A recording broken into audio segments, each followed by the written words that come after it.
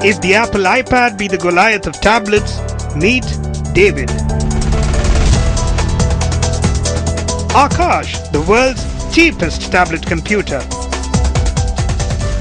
With hardly any flab beyond that 7-inch screen, it might also be among the smallest. Unlike the original iPad, it accepts pen drives, something Indian university students who get these before everyone else will find useful. DataWin says you could buy this tablet for about 3,000 rupees starting this November. Shell out a bit more cash and you get a nice cover and a small keyboard that you could plug in and use this as a small laptop.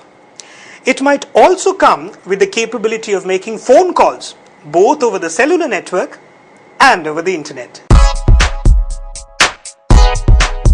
The student version we got came loaded with applications. Everything from Facebook to stuff that lets you create and edit documents.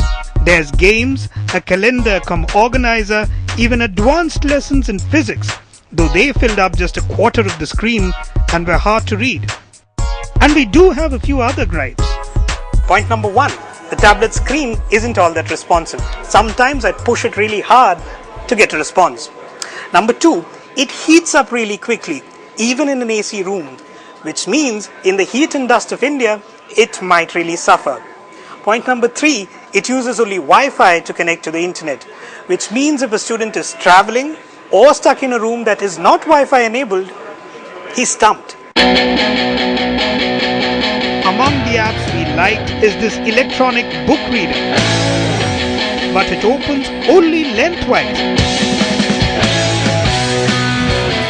while almost everything else on this tablet works only sideways. Opening any website triggers repeated security warnings. Playing YouTube videos is easy, but stopping them irritatingly difficult. Strangely, the tablet wouldn't open any of the movie files on our pen drive, even common formats like .avi and .flv. Now, despite its Android operating system, this tablet won't install anything from the app market, putting thousands of useful applications out of the reach of students. Plus, the battery lasts for hardly 3 hours, not enough for an average day in college. Unless, of course, you bunk most of your classes. Finally, we got a pro to open up the Aakash to see what the world's cheapest tablet computer looks like under the hood.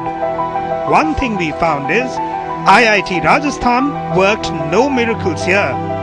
The stuff that runs this machine can simply be bought off the shelf.